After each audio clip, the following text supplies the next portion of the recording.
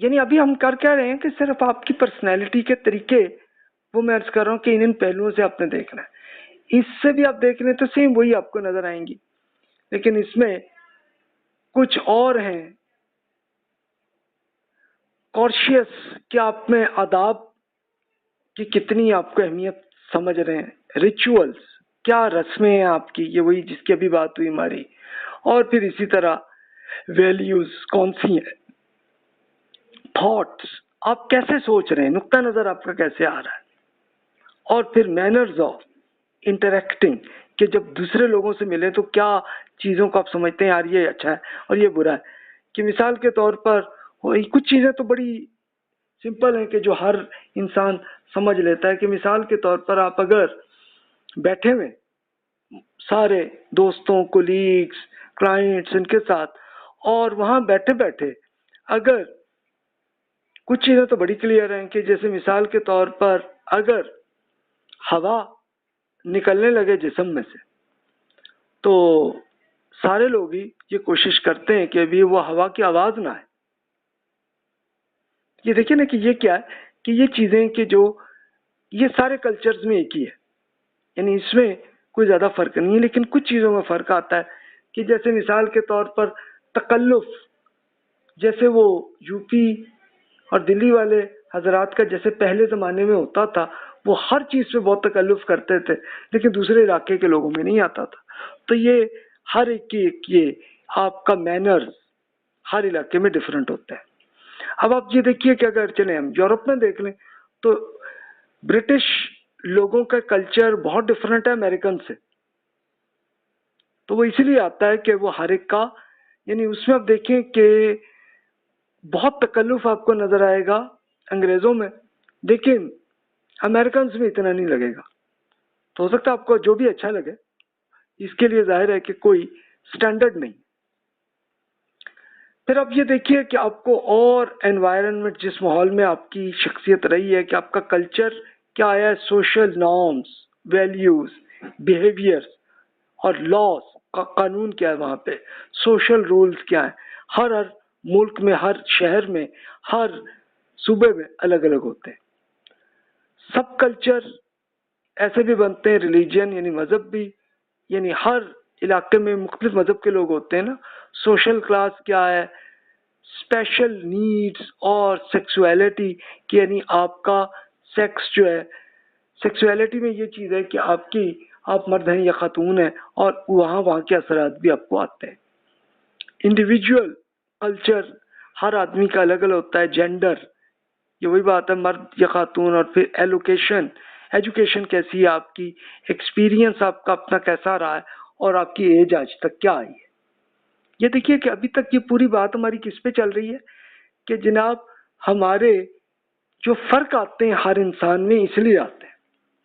तो reasons of individual differences, अब इसकी समरी में अर्ज कर देता हूं कि क्या क्या इसके फर्क आते हैं। इंडिविजुअल फैक्टर्स आप देखिए, हाई सेल्फ मॉनिटरिंग, कि अगर आप बहुत ज्यादा अपने आप को आप मॉनिटरिंग, एक अपनी चीज को आप ज्यादा देख रहे होते हैं, तो फिर हो सकता है कि आप में और तरह की एटीट्यूड आए।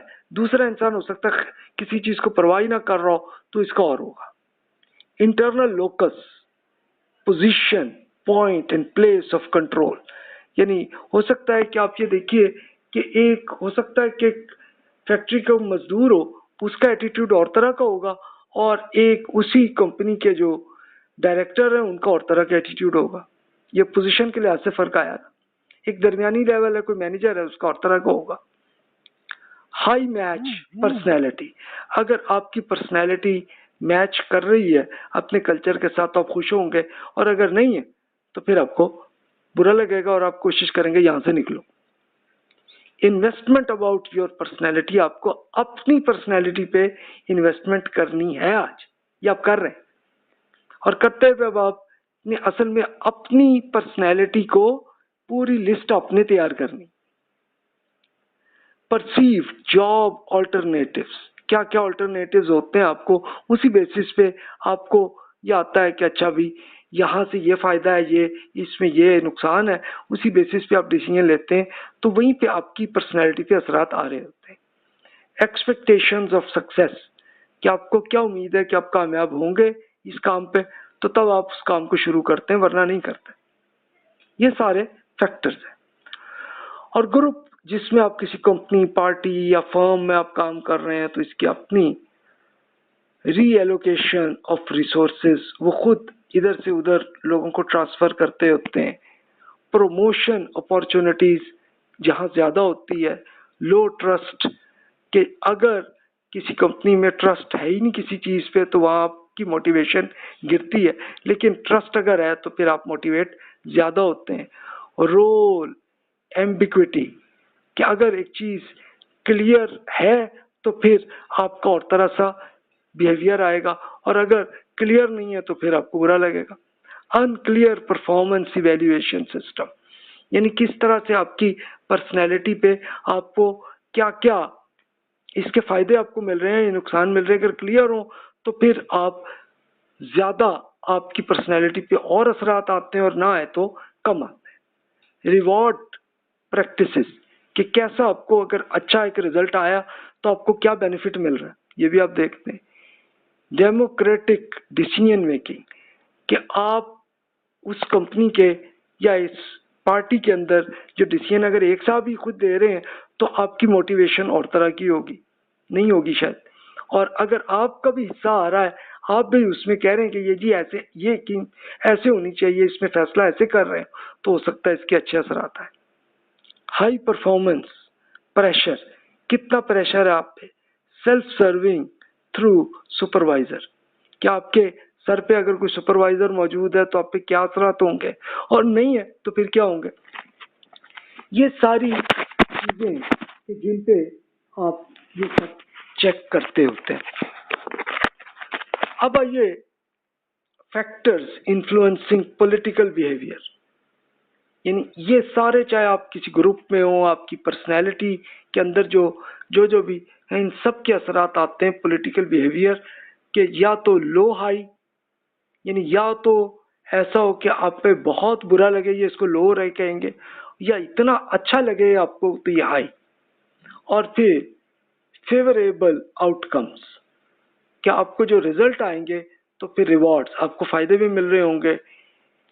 एडवर्टेड पनिशमेंट, और अगर कोई गलत हरकत करेंगे तो नुकसान भी हो रहा होगा आपको, कुछ आपको सजा भी मिल रही होगी, तो फिर आप इसके लिहाज से आपका बिहेवियर चेंज होता है। कल्चरल फैक्टर्स, हर इलाके में कल्चर में हम बात कर चुके, क्या कि किस नेशनैलिटी, किस मुल्क में आप रहते हैं तो उसके अलग होंगे असरात। पाकिस्तान के हो तो और तरह के होंगे, अमेरिका में है तो और तरह के होंगे। एजुकेशन हर मुल्क में डिफरेंट होती है। फिर आप लिटरेसी, यानी आप खुद कितना पढ़े लिखे भी हैं तो उस लिहाज से भी फर्क आएंगे ना। तो ये देखिए कि ये सब सारी कुछ एग्जांपल्स थी कि जिसपे आपके बिहेवियर पे असरात आते हैं। फिर आप ये देखिए और कुछ फैक्टर्स भी जो एक्सटर्नल फैक्टर्स होते हैं, इंस्टीट्यूशनल बायसेस। अगर आप किसी ऐसे मुल्क में या ऐसे कंपनी में जहाँ तासुब बहुत है लोगों में, तो आपके असरात और होंगे। और नहीं है, हर आदमी ओपन है और उसमें कोई इशू नहीं है, तो फिर और तरह के आप पे असरात आएंगे। अच्छा, फिर देखिए इंटर ग्रुप रिलेशंस, कैसे हैं लोगों से आपका ताल्लुक। रेजिलियंसी, कि लचक आप में कितनी है। हो सकता है आपकी लचक बहुत, बस जो सीख लिया कंफर्म जी हमने तो कुछ चेंज नहीं करना अपने आप। या ये भी हो सकता है आप कहेंगे कि आप ये हालात ऐसे हैं तो मैं ऐसे कर लूंगा, ये हुआ तो ये कर लूंगा। तो ये अब आपने खुद अपनी असेसमेंट खुद करनी। तो ये देखिए इन सब के असरात आते हैं। अब हम आते हैं व्हाट अबाउट योर बिहेवियर। आपने इन चीजों पे चेक करना है, आपकी पर्सनालिटी कैसी है, मोटिवेशन कैसी होती है, क्या चीज करें तो इस पे आप ज्यादा मोटिवेट होते हैं, और क्या चीज हो जिसको आपको बुरा लगता है, आप नहीं करना चाहते। परसेप्शन क्या होती है, परसेप्शन क्या चीज है, महसूस आप किस चीज पे करते हैं और किस चीज पे कितना महसूस करते हैं, यार ये बहुत इंपॉर्टेंट है और ये नहीं है। एटीट्यूड, किस वाक्य पे क्या होते हैं आपके। वैल्यूज कौन सी हैं आपकी, कि किस चीज को आप अच्छा समझते हैं, किसको बुरा समझते हैं। और फिर एथिकली आप किन चीजों को अच्छा समझते हैं और बुरा। तो वैल्यू असल में एथिक्स का हिस्सा ही बनते हैं, लेकिन वैल्यूज में एक चीज ये इजाफा होता है कि हर इलाके में, हर मुल्क में और हर शहर में थोड़ी थोड़ी चीजें फर्क आते हैं, तो इसलिए आता ही आता सिलसिला। तो आपकी एनवायरनमेंट, माहौल आपका कैसा है, ऑर्गेनाइजेशन कैसी है, वर्क ग्रुप कौन सा है जिनके साथ आप रह रहे हैं, जॉब कैसी है, तो आपकी पर्सनल, आपकी क्या क्या आपको फैसिलिटीज हैं, आपको इन सब चीजों से देखें तो आपको ये समझ में आता है। तो value are broad preferences concerning appropriate courses of action और आउटकम्स। यानी वैल्यू ये होती है कि जनाब ये चीज जो है ना, ये आप करेंगे तो ये इसका ये रिजल्ट होगा, ये अच्छा होगा या बुरा होगा, जो भी, तो आपकी वैल्यू बनती। वैल्यू इन्फ्लुएंस बिहेवियर, उस पर आपके असरात आते हैं। Relatively stable pattern of behaviour, यानी लोगों का जो बिहेवियर है इस लिहाज से चेंज होता है। Consistent internal states that explain a persons behavioural tendencies, कि जनाब ये इस तरह का वाकया हो गया तो इसमें ये अगला ये करेगा, ऐसे करेगा, और ये हुआ तो ऐसे करेगा। आप अपना भी सोच लें, अपने दोस्तों का भी सोच लें, तो इससे आपको, लेकिन किसी की बुराइयां ना सोचिएगा, ये एक बुरी चीज है। अगले की बस सिर्फ ये देख लीजिए कि अभी वो ये वाकया हो तो इसमें वो ऐसा करेंगे, इससे क्या होगा कि आपको एक अपना फर्क दूसरों से आपको सामने आ जाएगा। और फिर विच an individual react and interact with others, यानी दूसरों का भी आपको पता चल जाएगा कि जनाब इस तरह का हुआ वाकया, मसलन आपने अगर बैठ के वहां पे कोई अगर काम किया तो फिर अगले क्या करेंगे, इसको सोच लें, तो फिर आपका बिजनेस भी अच्छा हो जाएगा। तो इन सब चीजों को आप सोच लिया करें तो अच्छा होता है। ये अब देखिए वही फैक्टर्स इफेक्ट पर्सनैलिटी आप पे असरात, ये वही बात है कि जो हम पहले बात कर चुके हैं कि आपका कल्चर, एजुकेशन, फैमिली एनवायरनमेंट कैसा है, फिर आपका रिलीजियस थॉट, आपका नुक्ता नजर क्या है, किस मजहब और किस फिरके पे आपका ताल्लुक है, वर्क प्लेस कहाँ रह रहे हैं, सोशल स्टेटस कैसा है आपका, और फिर करेक्टरिस्टिक्स ऑफ पीयर ग्रुप, क्या आपके कुलीग्स किन के साथ आप रह रहे हैं और वहाँ क्या रिजल्ट है, और फिर आपका ये सारी आपकी ये जो बचपन की जो मेमोरी है आपकी, वो आपको सब असरात दे रहे हैं। तो जनाब ये इतनी लंबी बात हो गई, तो अब ये बताइए कि पर्सनैलिटी मॉडल है क्या कि जिससे आप अपने आप को बेहतर कर सकते हैं। इसको इंशाल्लाह अगले लेक्चर में हम कवर करते हैं। और अभी आपके जहन में जो सवालात हैं वो आप बिला तकल्लुफ ईमेल कर लें, और ये ज़रूर, ये जो शुरू से ही पहले 33 लेक्चर्स में अर्ज किया था कि यार ये एथिक्स के अल्लाह ताला ने जो तरीके बताए हैं ये हैं कि जो आपको जन्नत में जाने के, और ये तरीके हैं कि जो जहन्नम में जाने के, ये आप पढ़ चुके होंगे और आप खुद ही सिलेक्शन कर चुके होंगे कि किधर जाना चाह रहे हैं और क्या करना चाह रहे हैं। ये कर लीजिए। जो भी क्वेश्चन है बिला तकल्लुफ ईमेल कर लीजिए।